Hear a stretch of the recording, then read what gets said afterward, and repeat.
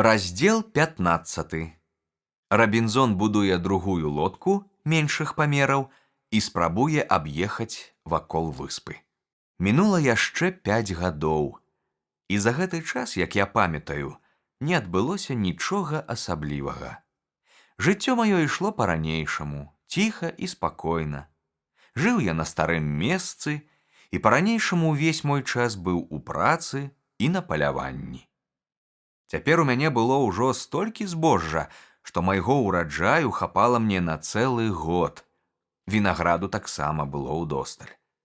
Але з гэтай прычыны мне даводзілася працаваць у лесе і ў полі яшчэ больш, чым раней. Аднак галоўным маім клопатам было збудаванне новай лодкі. На гэты раз я не толькі зрабіў лодку, але і спусціў яе на ваду. Я вывеў яе ў бухтачку па вузкім канале, які мне давялося выкапаць на працягу паўмілі. Першую сваю лодку, як ужо ведае чытач, я зрабіў такога велізарнага памеру, што вымушаны быў пакінуць яе на месцы пабудовы, як помнік уласнай дурноце.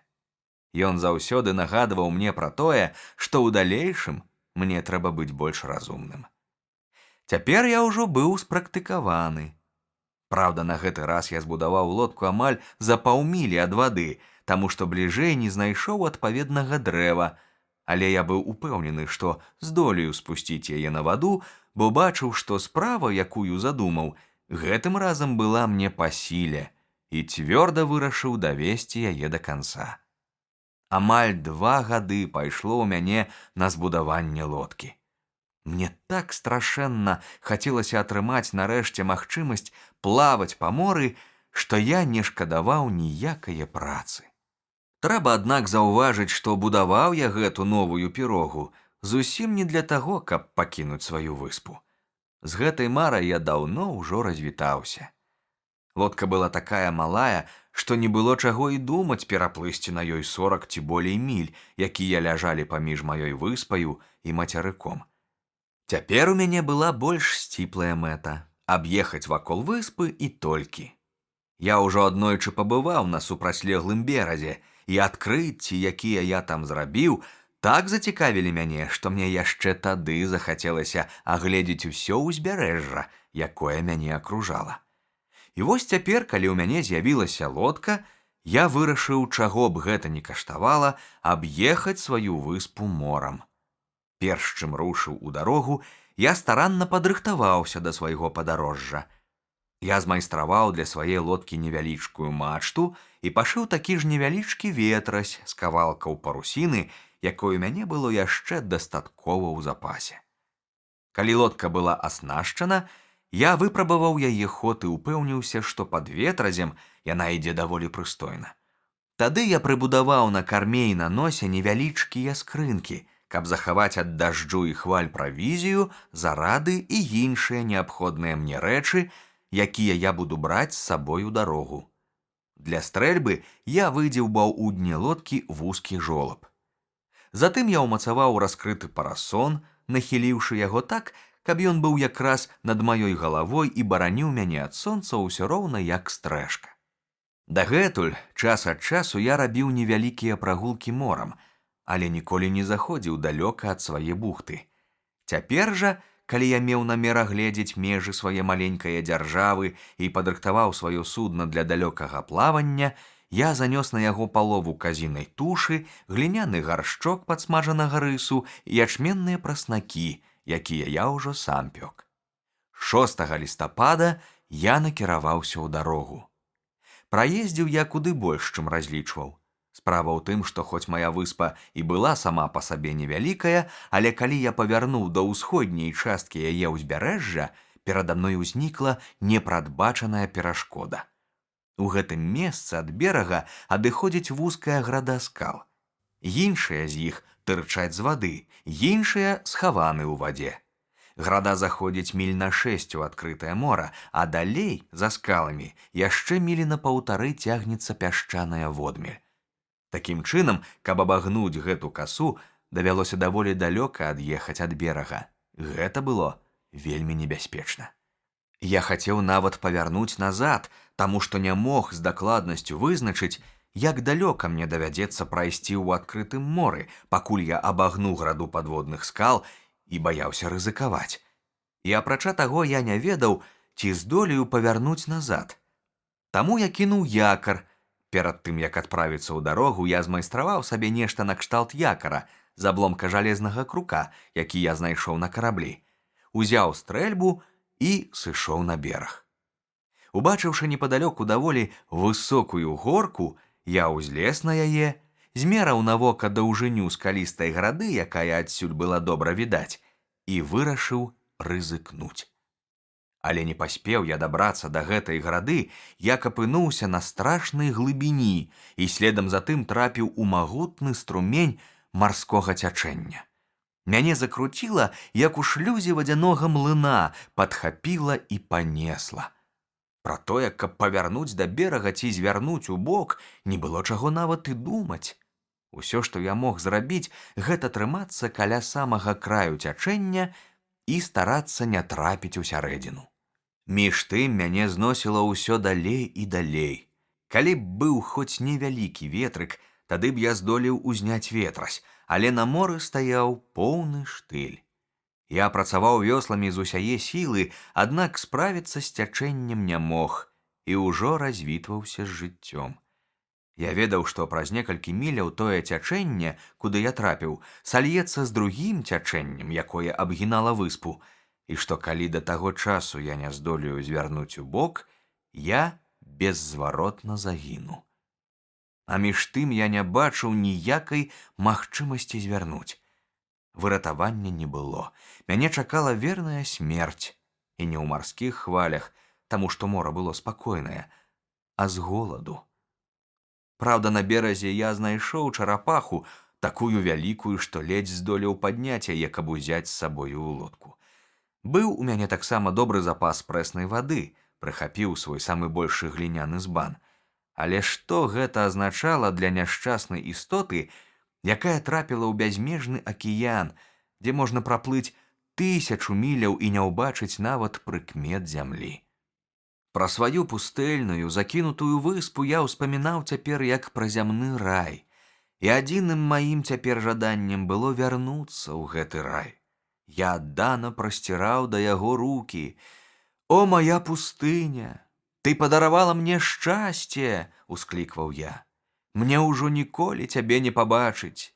О, што цяпер будзе са мною? Куды занясуць мяне бязлітасныя хвалі?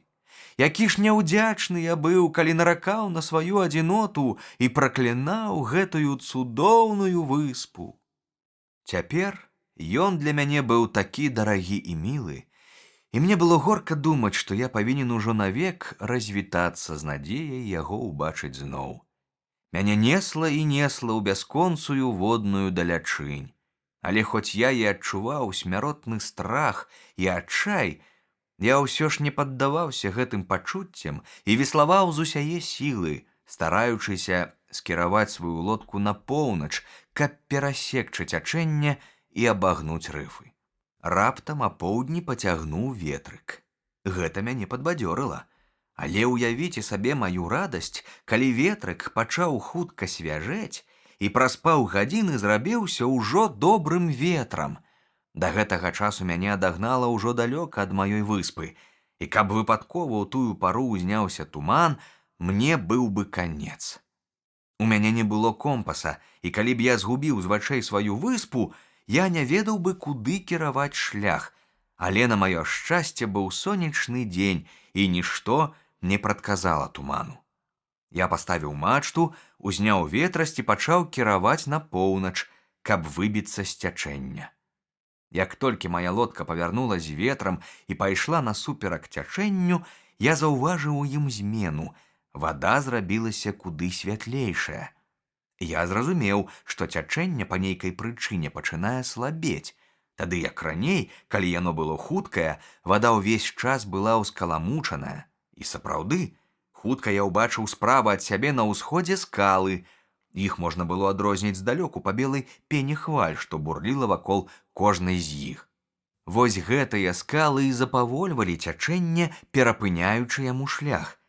Неўзабаве я ўпэўніўся, што яны не толькі запавольваюць цячэнне, а яшчэ і разбіваюць яго на два струмені, з якіх галоўны толькі крыху адхіляецца на поўдзень, пакідаючы скалы злева, а другі крута паварочвае назад і накіроўваецца на паўночны захад.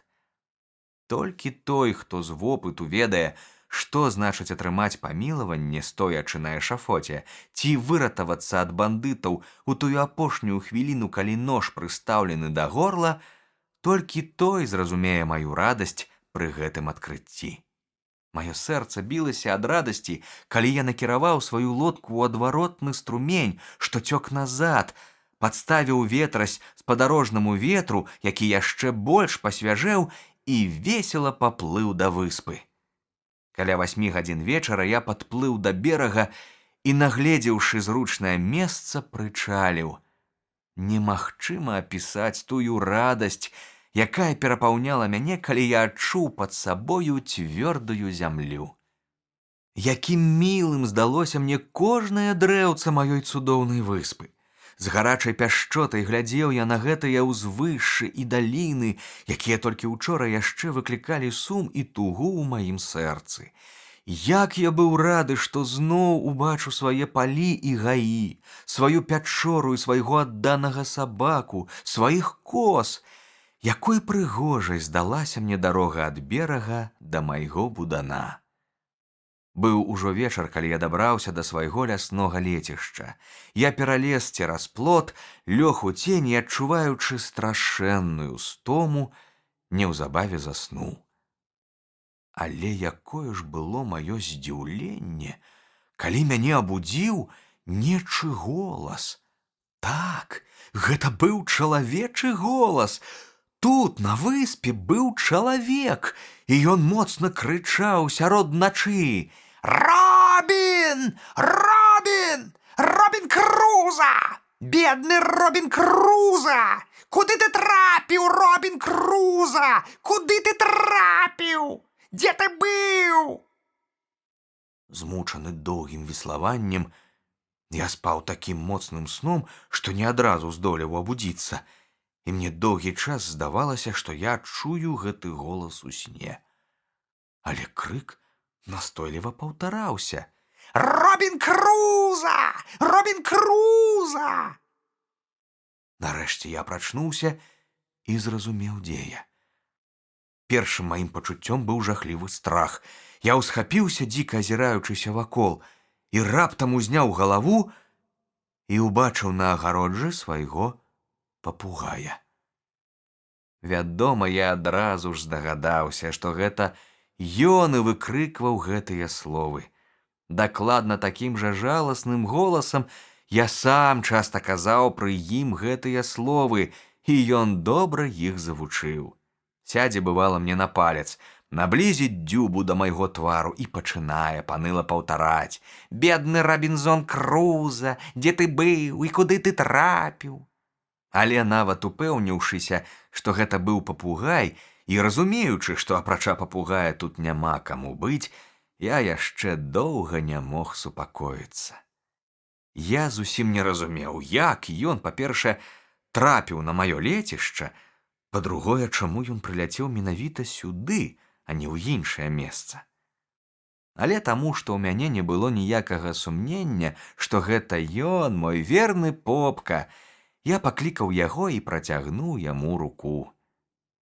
Гаманкая птушка адразу ж села мне на палец і паўтарыла зноў: «Бедны Робінзон Круза! Куды ты трапіў?» Попка нібыта радаваўся, што зноў бачыць мяне. Пакідаючы будан, я пасадзіў яго на плячук і панёс з сабою. Непрыемныя прыгоды маёй марской экспедыцыі надоўга адбілі ў мяне ахвоту плаваць морам. І многа дзён успамінаў я пра тую небяспеку, якая пагражала мне, калі мяне несла ў акіян. Вядома, добра было б мець лодку на гэтым баку выспы, бліжэй да майго дома, але як прывезці яе адтуль, дзе я пакінуў яе? Абагнуць маю выспу з усходу? Толькі ад аднае думкі пра гэта ў мяне сціскалася сэрца і стыла кроў. Што там робіцца на другім баку выспы, я не меў ніякага ўяўлення. А што калі цячэнне і з таго боку гэтакае ж імклівае, як і з гэтага? Хіба не можа яно шпурнуць мяне на ўзбярэжныя скалы з той жа сілай, з якой другое цячэнне зносіла мяне ў адкрытае мора? Адным словам, хоць на пабудову гэтай лодкі і спуск яе на ваду я паклаў і нямала сілы, аднак я вырашыў, што ўсё ж лепей застацца без лодкі, чым рызыкаваць праз яе жыццём. Трэба сказаць, што цяпер я ўжо добра налаўчыўся ва ўсіх ручных работах, якіх патрабавалі ўмовы майго жыцця. Калі я адразу апынуўся на выспе, я не ўмеў трымаць сякеры ў руках, а цяпер, пры выпадку, я мог бы палічыцца неблагім цесляром, асабліва калі ўзяць у разлік тыя абставіны, што ў мяне было зусім мала інструментаў. Я і ў ганчарнай справе зусім нечакана зрабіў прыкметны крок наперад. Наладзіў станок з кругам, які круціўся. Таму работа мая стала і больш хуткай, і лепшай. Цяпер, замест нязграбных вырабаў, на якія не хацелася глядзець, у мяне атрымліваўся зусім прыстойны посуд даволі правільнай формы. Але ніколі я, здаецца, так не радаваўся і не ганарыўся сваім вынаходніцтвам, як у той дзень, калі мне ўдалося зрабіць люльку. Вядома, мая люлька мела першабытны выгляд, са звычайнай абпаленай гліны, як і ўсе мае ганчарныя вырабы, і атрымалася яна не вельмі прыгожая, але яна была дастаткова моцная і добра прапускала дым. А галоўнае, гэта была ўсё-такі люлька, пра якую я столькі марыў, таму што прывык курыць з вельмі даўняга часу. На нашым караблі былі люлькі, але перавозячы адтуль рэчы, я не ведаў, што на выспе расце тытунь, і вырашыў, што не варта іх браць. Да гэтага часу я заўважыў, што мае запасы пораху пачынаюць прыкметна змяншацца. Гэта надзвычай устрывожыла і засмуціла мяне, таму што новага не было дзе ўзяць. Што ж я рабіць буду, калі ў мяне выйдзе ўвесь порах? Як я тады буду паляваць на коз і птушак? Няўжо да канца сваіх дзён я застануся без мясной стравы? Раздзел 16. Рабінзон прыручае коз. На 11-тым годзе майго жыцця на выспе, калі порах у мяне пачаў канчацца, я пачаў сур'ёзна думаць, як бы знайсці спосаб лавіць дзікіх коз жывымі. Больш за ўсё мне хацелася злавіць матку з казлянятамі. Спачатку я ставіў сілкі, і козы нярэдка траплялі ў іх. Але мне ад гэтага было мала карысці. Козы з'ядалі прынаду, а потым разрывалі сілкі і зусім спакойна ўцякалі на волю. На жаль, у мяне не было дроту, і сілкі даводзілася рабіць вераўчаныя. Тады я вырашыў пакапаць воўчыя ямы. Ведаючы мясціны, дзе козы хадзілі часцей за ўсё, я выкапаў там 3 глыбокія ямы, накрыў іх пляцёнкамі ўласнаручнай работы і паклаў на кожную пляцёнку ахапак каласоў рысу і ячменю. Хутка я ўпэўніўся, што козы наведваюць мае ямы, каласы былі з'едзены, і вакол былі відаць сляды казіных капытоў. Тады я прыдумаў сапраўдныя пасткі і на другі ж дзень знайшоў у адной яме вялізнага старога казла, а ў другой 3 казлянят, аднаго самца і 2 самак. Старога казла я выпусціў на волю, бо не ведаў, што з ім рабіць. Ён быў такі дзікі і злосны, што ўзяць яго жывога было немагчыма. Я баяўся зайсці да яго ў яму, а забіваць яго не было патрэбы. Як толькі я падняў пляцёнку, ён выскачыў з ямы і прыпусціў з усіх ног наўцёкі. Пазней мне давялося ўпэўніцца, што голад утаймоўвае нават і львоў. Але тады я гэтага не ведаў. Калі б я прымусіў казла пагаладаць дні 3-4, а потым прынёс яму вады і крыху каласоў, ён бы ўціхамірыўся і быў бы спакойны не горш за маіх казлянят. Козы наогул вельмі разумныя і паслухмяныя. Калі з імі добра абыходзіцца, іх зусім не цяжка прыручыць. Але, паўтараю, у той час я гэтага не ведаў. Выпусціўшы казла, я падышоў да тае ямы, дзе сядзелі казляняты, выцягнуў іх усіх траіх па адным, звязаў разам вяроўкаю і ледзьве прывалок іх дадому. Даволі доўга я не мог прымусіць іх есці. Апрача малака маці, яны яшчэ не ведалі іншай ежы.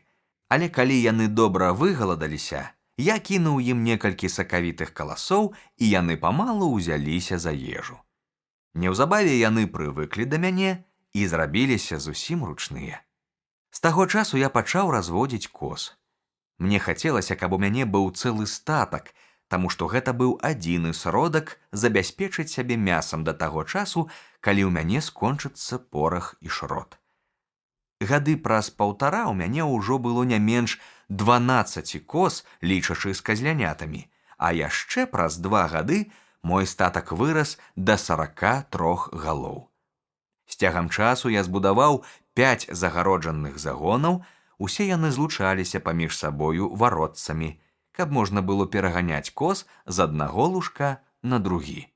У мяне цяпер быў невычарпальны запас казінага мяса і малака. Кажучы па шчырасці, калі я толькі браўся разводзіць коз, я нават і не думаў пра малако. Толькі пазней я пачаў іх даіць. Я думаю, што нават самы пануры чалавек не стрымаўся б ад усмешкі, каб убачыў мяне з маім сямействам за абедзеным сталом. На галоўным месцы сядзеў я, кароль і ўладар выспы, які поўнаўладна распараджаўся жыццём усіх сваіх падданых. Я мог караць і мілаваць, дараваць і адбіраць волю, і сярод маіх падданых не было ніводнага бунтаўшчыка.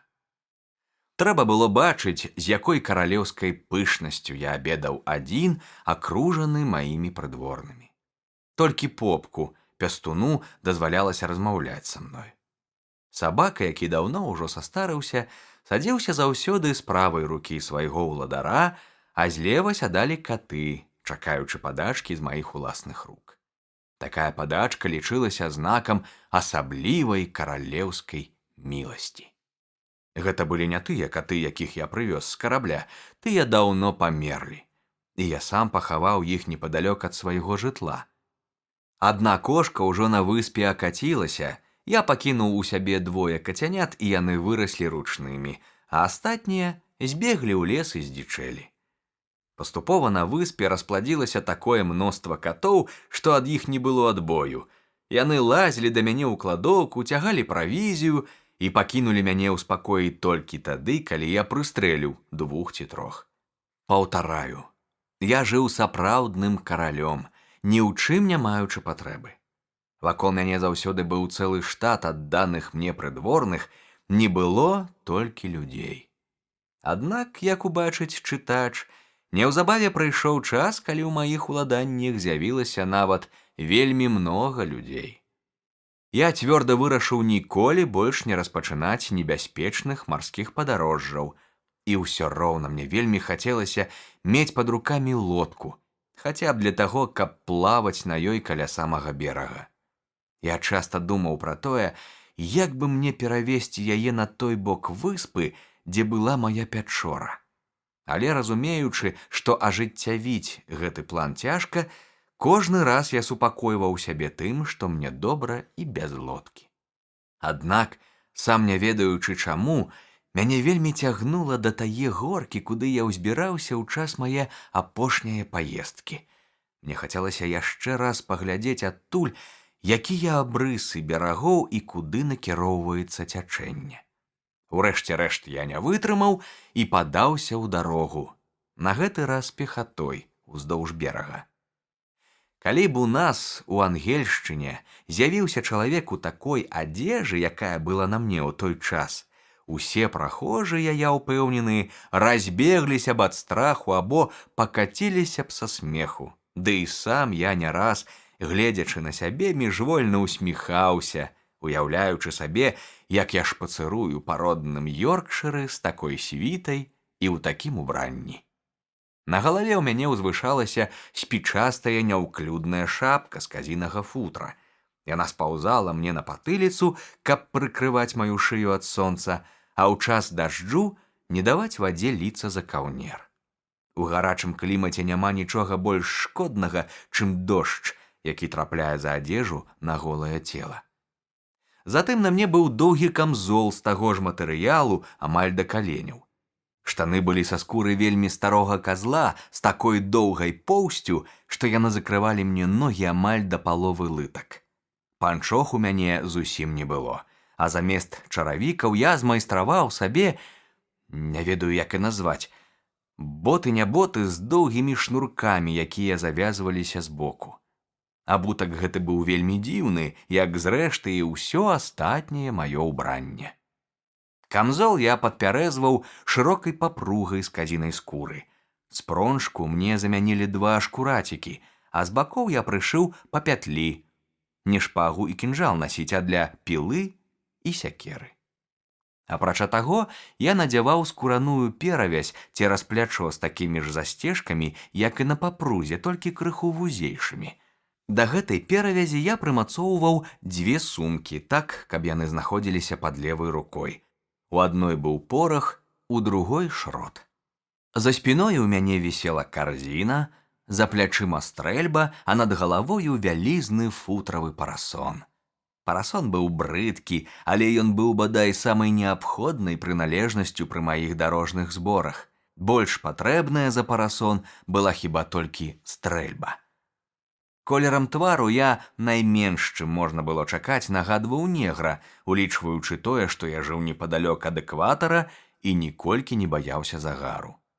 Спачатку я адпусціў сабе бараду. Барада вырасла непамернай даўжыні. Потым я пагаліў яе, пакінуўшы толькі вусы, але затое вусы выгадаваў незвычайныя, сапраўдныя турэцкія. Яны былі такой страшэннай даўжыні, што ў ангельшчыне палохалі б прахожых.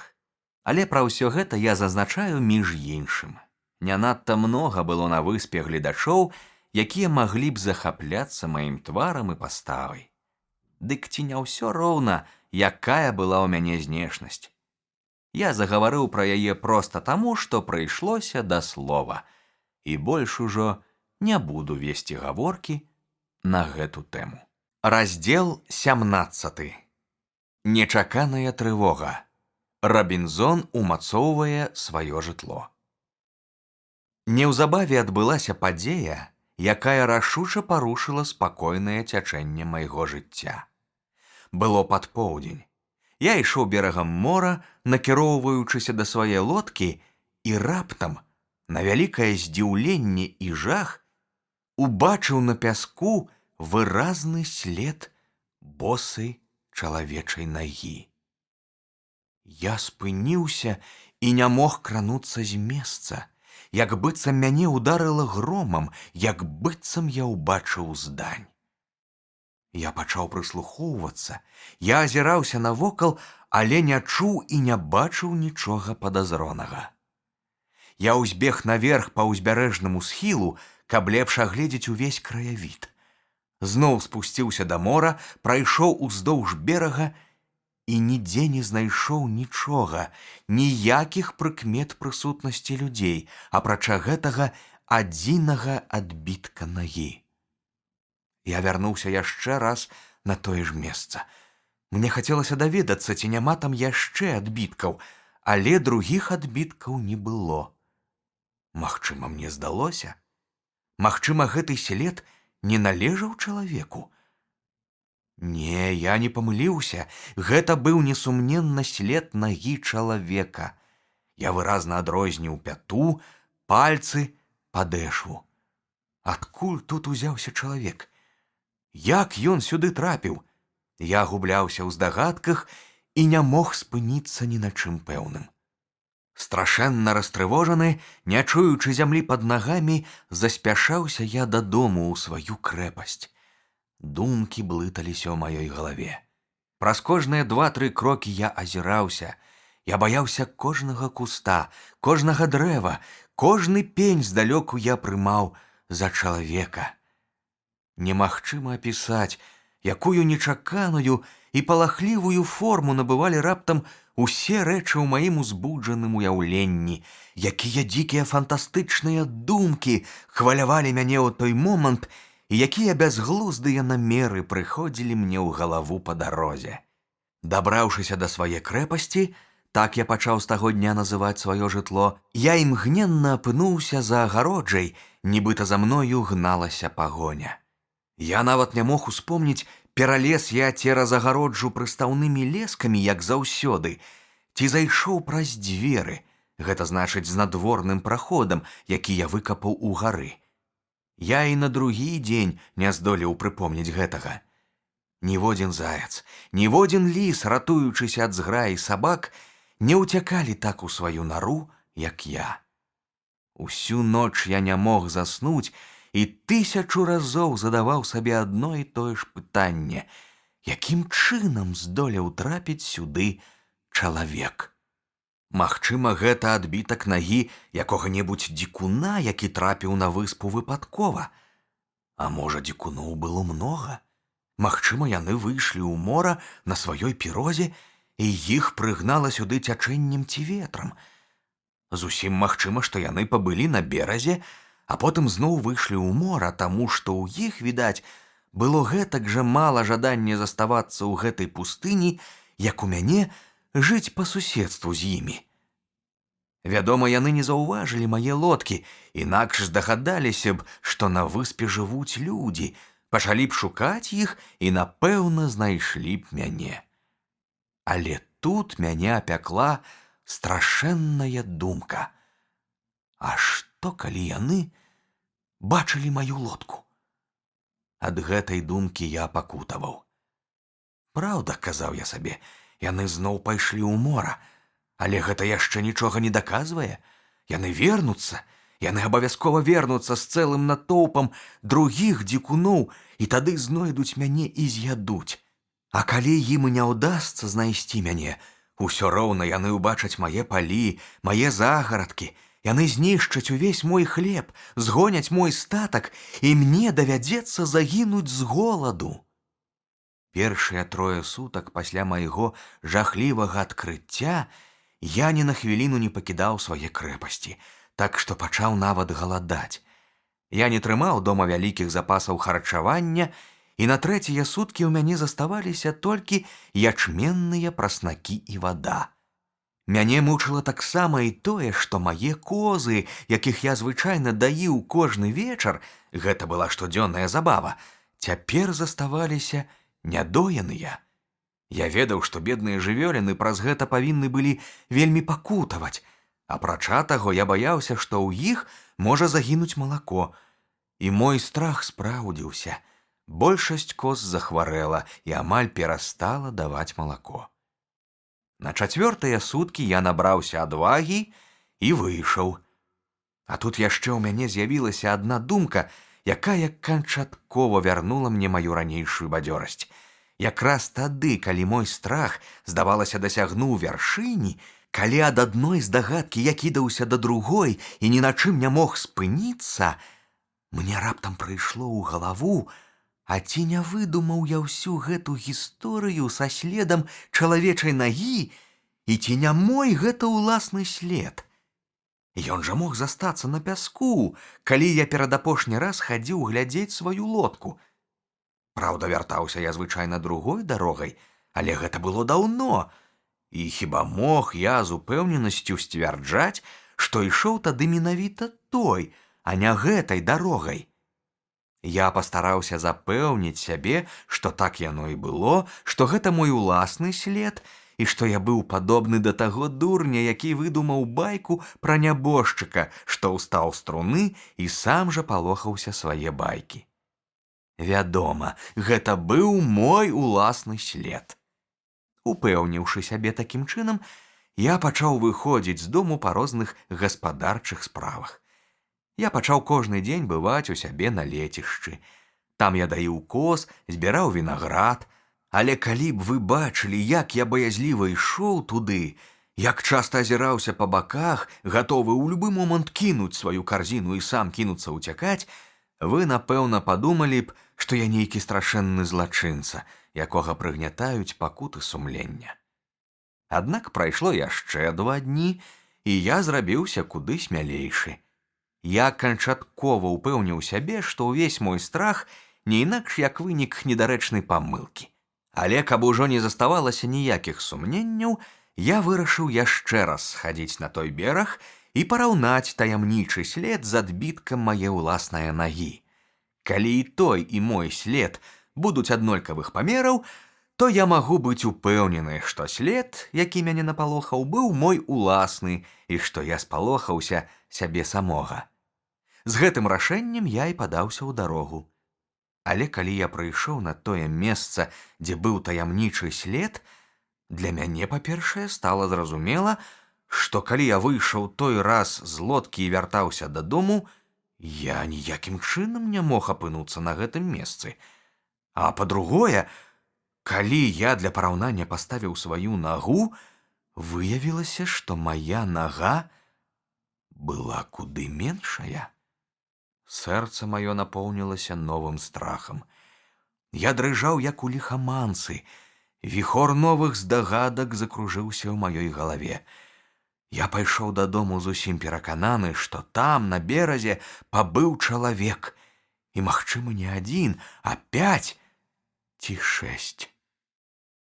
Я нават гатоў быў дапусціць, што гэтыя людзі зусім не прыязджалі, што яны жыхары выспы. Праўда, да гэтага часу я не заўважаў тут ніводнага чалавека, але магчыма, што яны ўжо даўно хаваюцца тут, а значыць, кожную хвіліну могуць захапіць мяне знянацку. Я доўга ламаў сабе галаву, як мне абараніць сябе ад гэтай небяспекі, і ўсё роўна не мог нічога прыдумаць. Калі дзікуны знойдуць маіх коз, казаў я сам сабе, і ўбачаць палі, на якіх каласуе мая збажына, яны будуць заўсёды вяртацца на выспу па новую здабычу. А калі яны яшчэ заўважаць і мой дом, яны абавязкова возьмуцца шукаць яго насельнікаў і ўрэшце рэшт дабяруцца і да мяне. Таму з гарачкі я спачатку вырашыў зламаць загарадкі ўсіх маіх загонаў і выпусціць усю маю скаціну. Затым, перакапаўшы палі, знішчыць усходы рысу і ячменю і зруйнаваць свой будан, каб вораг не мог знайсці ніякіх прыкмет чалавека. Такое рашэнне ўзнікла ў мяне адразу ж пасля таго, як я ўбачыў гэты жахлівы адбітак нагі.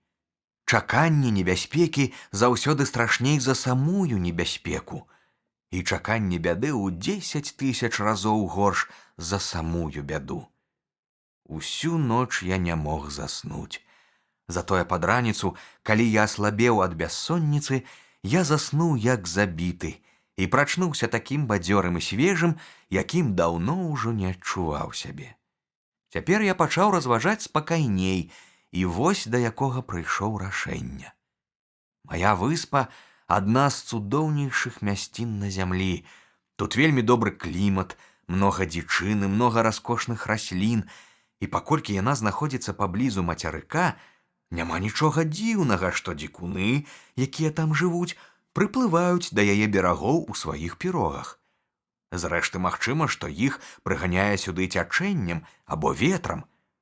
Вядома, карэнных жыхароў тут няма, але заезджыя дзікуны тут, безумоўна, бываюць. Аднак за тыя 15 гадоў, што я пражыў на выспе, да гэтага часу я не бачыў чалавечых слядоў, значыць, калі дзікуны з'яўляюцца тут, яны ніколі не застаюцца тут надоўга. І калі яны да гэтага часу не знаходзілі для сябе зручнасцей і выгады, каб заставацца тут на даволі працяглы час, то трэба меркаваць, так яно будзе і далей. Значыць, мне магла пагражаць адзіная небяспека наткнуцца на іх у тыя часы, калі яны будуць гасцяваць на маёй выспе. Але калі яны і прыедуць, наўрад ці мы сустрэнемся з імі, таму што, па-першае, дзікунам тут няма чаго рабіць, і, прыязджаючы сюды, яны, відаць, кожны раз спяшаюцца вярнуцца дадому. Па-другое, можна з упэўненасцю сказаць, што яны заўсёды прыстаюць да таго боку выспы, які найболей аддалены ад майго жытла. А таму, што я вельмі рэдка хаджу туды, у мяне няма прычыны асабліва баяцца дзікуноў. Хоць, вядома, варта ўсё-такі падумаць пра бяспечны прытулак, дзе б я здолеў схавацца, калі яны зноў пакажуцца на выспе. Цяпер мне давялося горка раскайвацца ў тым, што, пашыраючы сваю пячору, я вывеў з яе знадворны ход. Трэба было так ці інакш папраўляць гэту памылку.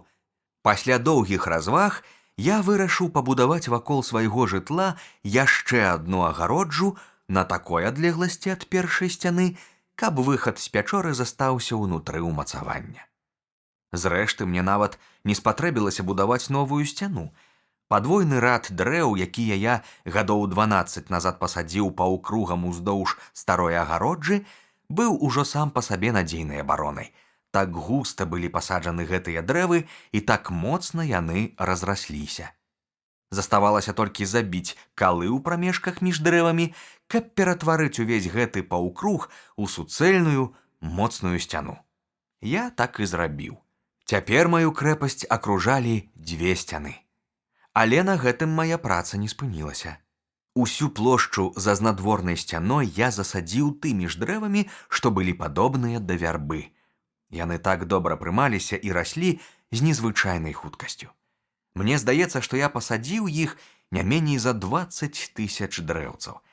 Аднак паміж гэтым гаем і сцяною я пакінуў даволі вялікую прастору, каб можна было здалёку заўважыць ворагаў.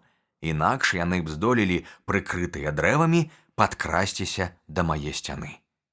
Праз 2 гады вакол майго дома зазелянеў малады гай, а яшчэ гадоў праз 5-6 мяне абступіў з усіх бакоў дрымучы лес, зусім непралазны, з такой неверагоднай хуткасцю разрасталіся гэтыя дрэвы. Ніводзін чалавек, ці то дзікун, ці то белы, не здолеў бы цяпер здагадацца, што за гэтым лесам хаваецца дом. Каб зайсці ў сваю крэпасць ці выйсці з яе, таму што я не зрабіў прасекі ў лесе, я карыстаўся лескамі, якія прыстаўляў да гары. Калі ж лескі прымаліся, ніводзін чалавек не здолеў бы прабрацца да мяне, не зламаўшы шыі. Вось колькі непасільнай працы ўзваліў я на свае плечы толькі таму, што мне памроілася, нібыта мне пагражае небяспека. Жывучы столькі гадоў пустэльнікам, у далечыне ад людзей, я паступова адвык ад іх, і людзі пачалі мне здавацца страшнейшымі за звяроў. Раздзел 18. Рабінзон упэўніваецца, што на яго выспе бываюць людаеды. Мінула 2 гады з таго дня, калі я ўбачыў на пяску след чалавечай нагі. Але ранейшы душэўны спакой так і не вярнуўся болей да мяне. Скончылася маё ціхамірнае жыццё. Кожны, каму даводзілася на працягу доўгіх год адчуваць пакутлівы страх, зразумее, якім сумным і змрочным зрабілася з таго часу маё жыццё. Аднойчы ў час маіх блуканняў па выспе я дайшоў да яе заходняга краю, дзе яшчэ ніколі не быў. Не даходзячы да берага, я падняўся на пагорак.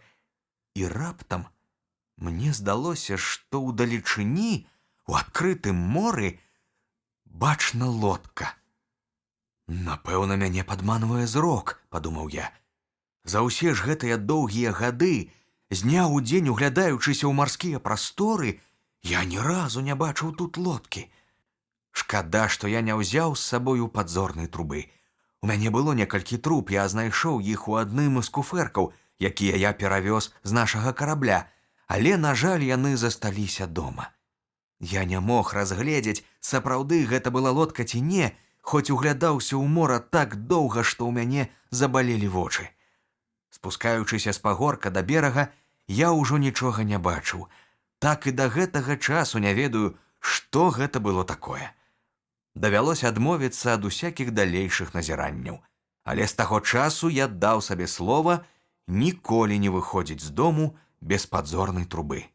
Дабраўшыся да берага, а на гэтым беразе, як ужо гаварылася, я ніколі не быў, я ўпэўніўся, што сляды чалавечых ног зусім не такая ўжо рэдкасць на маёй выспе, як здавалася мне ўсе гэтыя гады. Так, я ўпэўніўся, што калі б я жыў не на ўсходнім узбярэжжы, куды не прыставалі пірогі дзікуноў, я б даўно ўжо ведаў, што на маёй выспе яны бываюць нярэдка, і што заходні яе бераг служыць ім не толькі сталай гаванню, але і тым месцам, дзе ў час сваіх жорсткіх разгулаў яны забіваюць і ядуць людзей. Тое, што я ўбачыў, калі спусціўся з прыгорка і выйшаў на бераг, скаланула мяне і ашаламіла. Увесь бераг быў усеяны чалавечымі шкілетамі, чарапамі, касцямі рук і ног. Не магу выказаць, які жах мяне ахапіў. Я ведаў, што дзікія плямёны заўсёды ваююць паміж сабою. У іх часта бываюць марскія бітвы. Адна лодка нападае на другую. Напэўна, думаў я, пасля кожнага бою пераможцы прывозяць сваіх ваеннапалонных і тут, па свайму бесчалавечнаму звычаю, забіваюць і з'ядаюць іх, таму што ўсе яны людаеды. Тут жа непадалёку я заўважыў круглую пляцоўку, пасярод якой відны былі рэшткі вогнішча. Тут, відаць, і сядзелі гэтыя дзікія людзі, калі паядалі целы сваіх палонных. Жахлівае відовішча да таго ўразіла мяне, што ў першы момант я забыў пра небяспеку, якая пагражала мне на гэтым беразе. Абурэнне зверствам выціснула з мае душы ўсякі страх. Я часта чуў пра тое, што ёсць плямёны дзікуноў-людаедаў, але ніколі да таго часу мне не здаралася самому бачыць іх. З агідай адвярнуўся я ад рэштак гэтага жудаснага балявання. Мяне званітавала, я ледзь не страціў прытомнасць. Мне здалося, што я ўпаду, а калі апамятаўся, то адчуў, што ні адной хвіліны я не здолею тут застацца. Я ўзбег на пагорак і памчаўся назад да свайго жытла.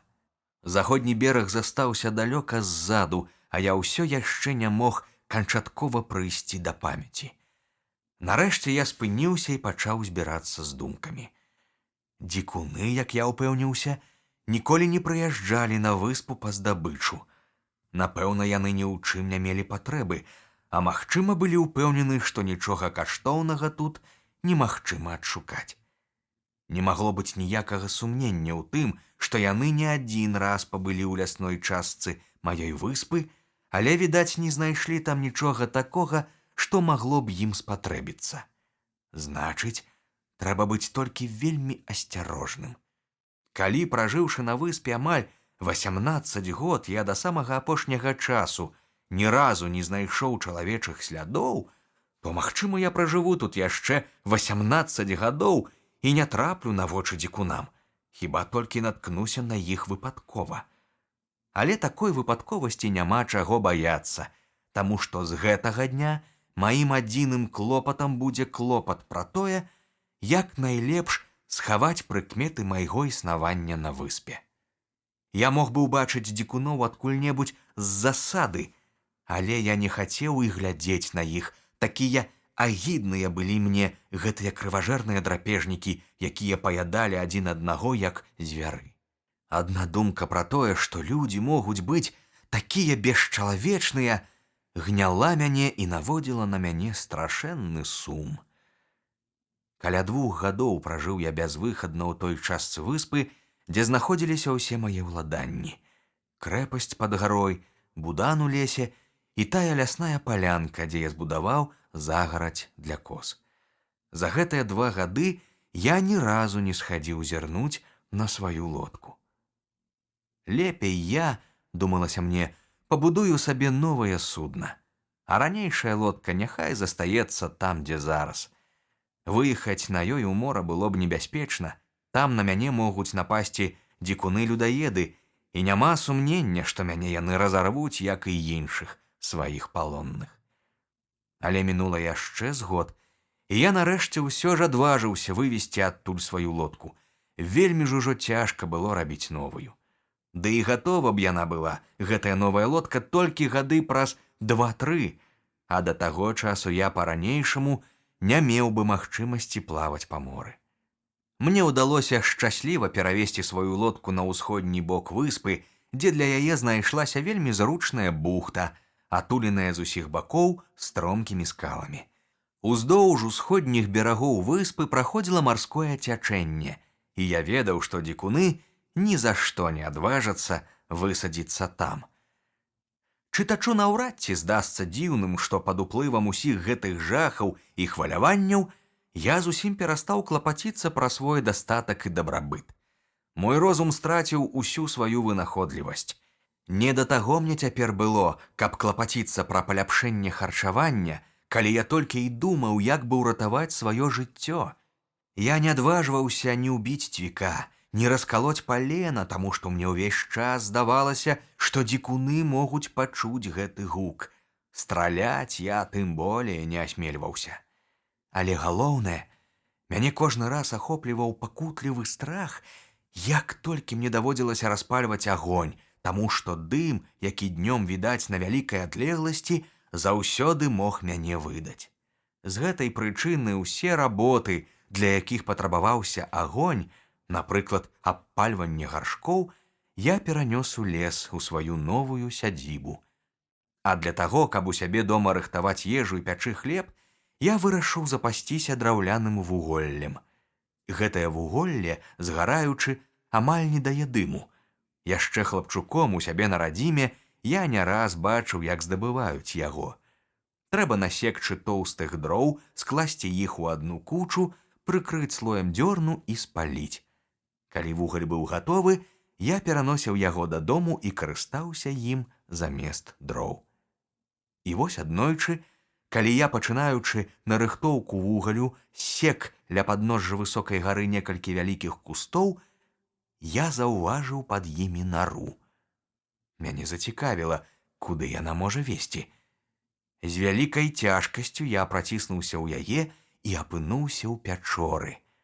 Пячора была вельмі прасторная і такая высокая, што я тут жа адразу каля ўвахода здолеў стаць на ўвесь рост.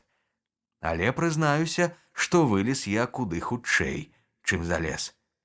Углядаючыся ў цемру, я ўбачыў, як проста на мяне глядзелі два вялізныя палаючыя вокі. Яны гарэлі, як зоркі, адбіваючы слабае дзённае святло, якое пранікала ў пячору з надворку і падала проста на іх. Я не ведаў, каму належаць гэтыя вочы, нячысціку ці чалавеку, але перш чым паспеў што-небудзь сцяміць, кінуўся прэч з пячоры. Праз некаторы час я, аднак, апамятаўся і 1000 разоў аблаяў сябе дурнем. Хто пражыў 20 гадоў у адзіноце на бязлюднай выспе, таму смешна баяцца чарцей, сказаў я сам сабе. Напраўду ж у гэтай пячоры не можа быць нікога страшнейшага за мяне. І, набраўшыся адвагі, я ўзяў галавешку, якая гарэла, і зноў палез у пячору.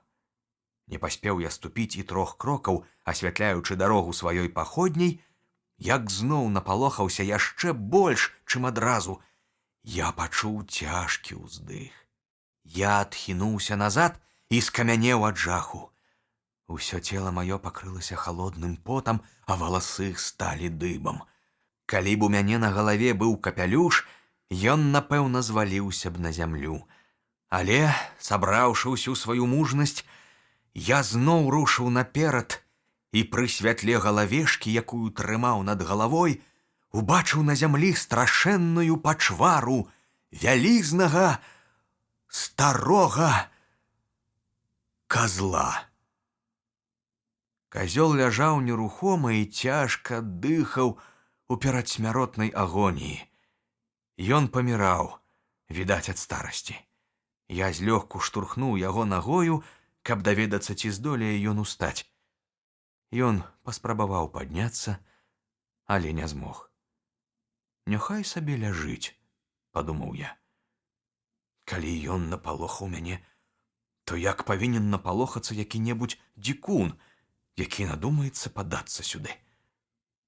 Аднак я ўпэўнены, што ніводзін дзікун і ніхто іншы не адважыўся б пранікнуць у пячору. Ды і наогул, толькі чалавеку, які накшталт мяне меў патрэбу ў бяспечным сховішчы, магло прыйсці ў галаву лезці ў гэту пячору. На другі дзень я ўзяў з сабою 6 вялікіх свечак уласнаручнай работы. Да гэтага часу я вывучыўся рабіць выдатныя свечкі з казінага тлушчу і вярнуўся ў пячору. Ля ўвахода пячора была шырокая, але паступова яна рабілася ўсё вузейшай, так што недзе ў глыбіні яе мне давялося стаць на карачкі і каля 10 ярдаў паўсці наперад, што было, сказаць праўду, даволі смелым учынкам, таму што я зусім не ведаў, куды вядзе гэты ход і што мяне чакае наперадзе. Але вось я адчуў, што з кожным крокам праход робіцца ўсё шырэйшы і шырэйшы. Крыху пазней я паспрабаваў устаць на ногі, і выявілася, што я магу стаяць на ўвесь рост.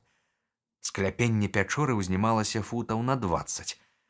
Я запаліў 2 свечкі і ўбачыў такую цудоўную карціну, якой у жыцці ніколі не бачыў. Я знаходзіўся ў прасторным гроце. Полымя маіх 2 свечак адбілася ў яго ззяючых сценах. Яны адсвечвалі сотнямі тысяч рознакаляровых агнёў. То былі ўкрапаныя ў камень пячоры дыяменты ці іншыя каштоўныя камяні. Гэтага я не ведаў. Відаць, гэта было золата. Я ніколі не спадзяваўся, што зямля можа хаваць у сваіх нетрах такія дзівосы. Гэта быў чароўны грот. Дно ў яго было сухое і роўнае, пакрытае дробным пяском.